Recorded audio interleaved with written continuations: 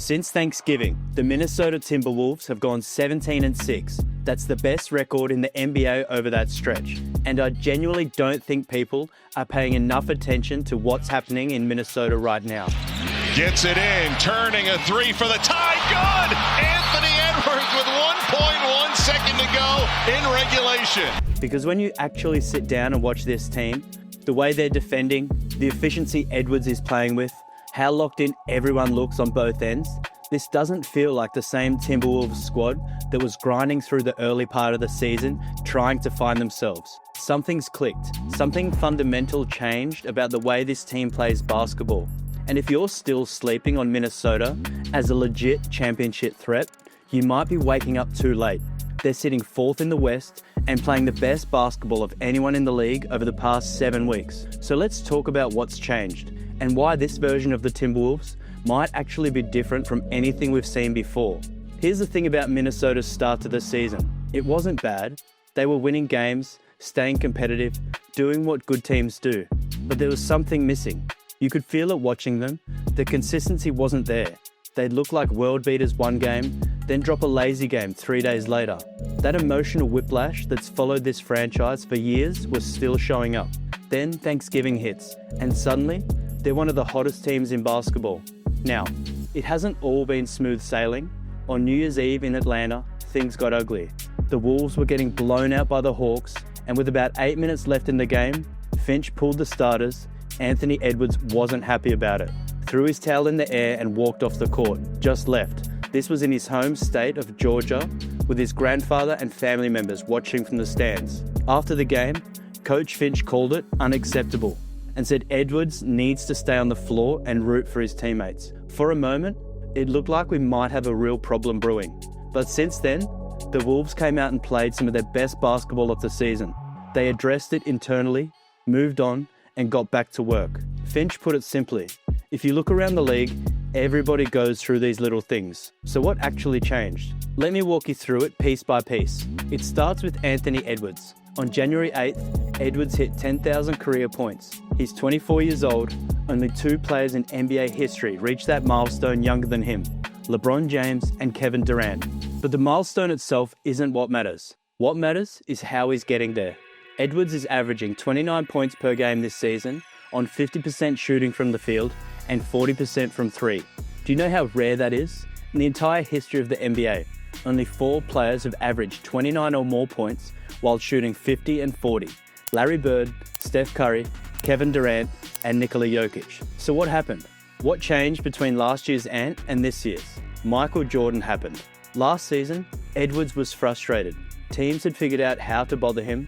They were sending double teams, being physical, taking away his driving lanes and daring him to shoot contested jumpers. And it was working. His efficiency dipped. He was forcing tough shots late in the clock. You could see the frustration building every time he got trapped. So he called MJ, and Jordan told him something that completely reframed how he thought about the attention. That's the highest respect that you can ever get if a team feels like they've got to double team you. Now you figure out how to break the double team. That conversation unlocked something in Edwards. Keep the ball moving. Edwards drives in on Wiggins. Oh, my. Anthony Edwards! A serious rack attack! He spent the entire offseason working on his mid-range and post-game with trainer Chris Hines, working on his reads out of double teams, working on finding teammates in the right spots when defenses collapsed on him. Look at the numbers and you can see exactly where the work went. His mid-range shooting went from 39% last year to 47% this year. His finishing at the rim jumped from 64% to 71%. His three-point shooting crossed the 40% threshold for the first time in his career. These are massive leaps in the exact areas that separate good scorers from truly unstoppable ones. And you saw it all come together when he hit the game winner over Victor Wembanyama against San Antonio.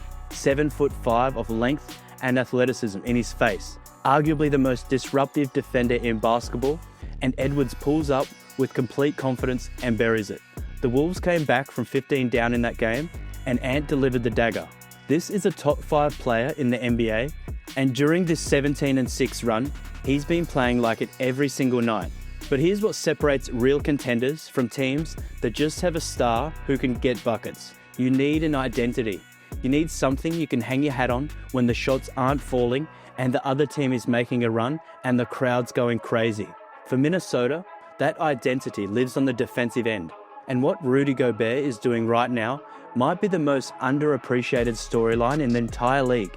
The Timberwolves have the 7th best defense in the NBA this season. That sounds pretty good, until you look at what happens when Rudy Gobert sits on the bench. When Gobert is on the court, Minnesota's defensive rating is 108. That would be the 2nd best defense in the entire league if it were a team's full number.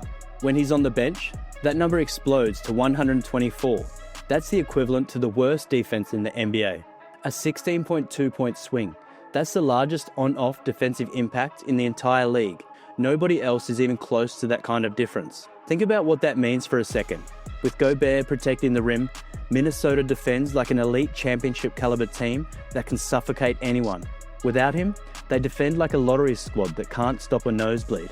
One player creating that kind of disparity is almost unprecedented in the modern NBA. And it's not like Gobert is just standing back there swatting shots and hoping for the best. He's holding opponents to 48.2% at the rim, 2nd best in the NBA among guys who've played 25 plus games this season. He leads the entire league in defensive shooting influence, which measures how much a player reduces both shot quality and shooting efficiency in the same time. Gobert is on pace for his 9th all-defensive team in 10 years.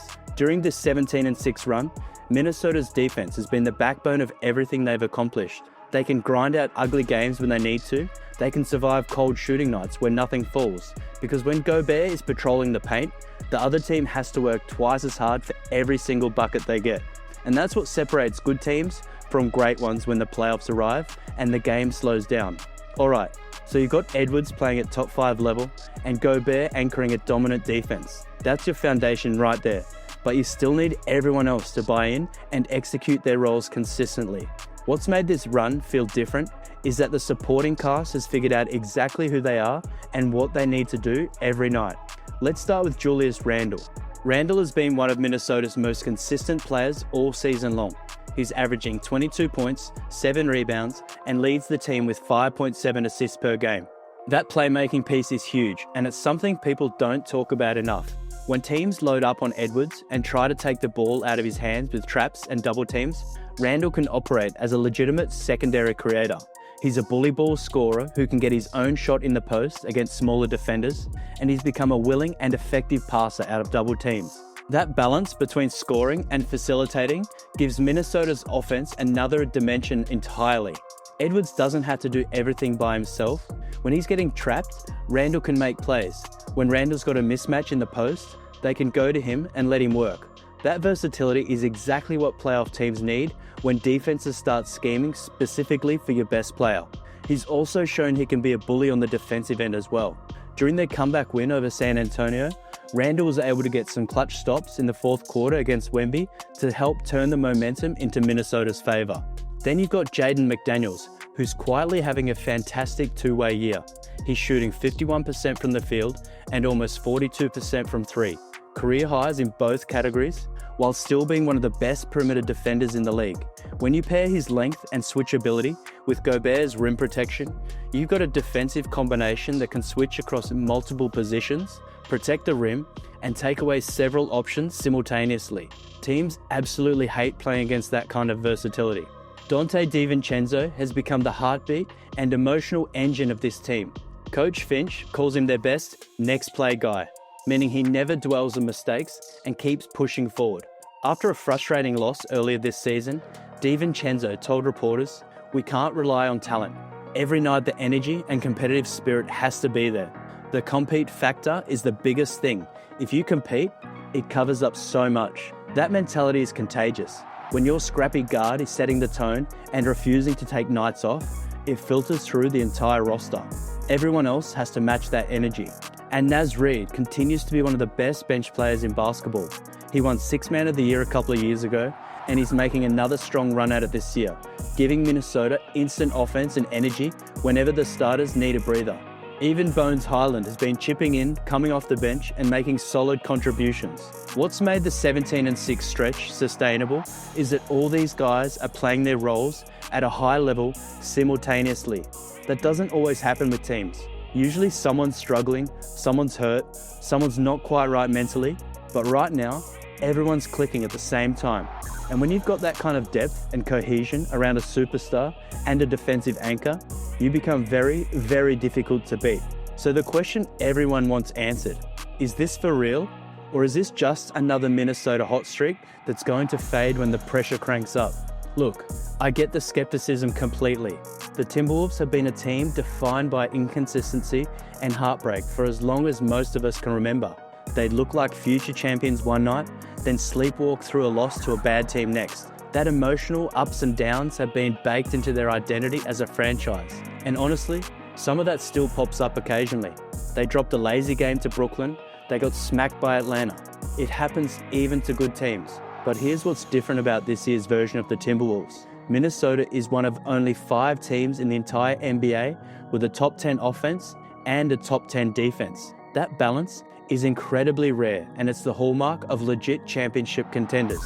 Most teams are good on one end and mediocre on the other. The Wolves are elite at both. They rank second in the league in fourth quarter scoring. When games tighten up down the stretch and possessions get precious, they've got a superstar who wants the ball in his hands and has proven repeatedly that he can deliver. This team knows exactly who they are in the crunch time. They've been excellent at handling business against teams they should beat. Only 3 losses to sub-500 opponents all season. That consistency against inferior competition has tripped them up in past years. This year, they're taking care of what they're supposed to take care of without slipping as much. And against elite teams, they've beaten OKC, the Spurs, Boston, and New York. They can play with anyone in the league, and they know it. This is a team that's made the Western Conference Finals 2 years in a row without being favored either time. They know what playoff basketball feels like. They know what it takes to survive and advance in the loaded Western Conference. And now they're playing the best basketball they played all year heading into the second half of the season. This is not the same Minnesota Timberwolves. For years, the conversation around Minnesota has been, they're good but too inconsistent.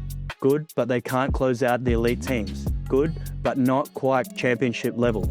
Edwards is playing like a top 5 player in the world. Gobert having a historically dominant defensive season. Role players locked in and executing their jobs every night. So what do you think? Can this Minnesota team maintain this level of play for the remainder of the season? And do they need to make a trade for a point guard before the trade deadline? Drop your takes in the comments below. Hit that like and hype button. Subscribe for more videos like this one. And check out one of these videos on your screen now.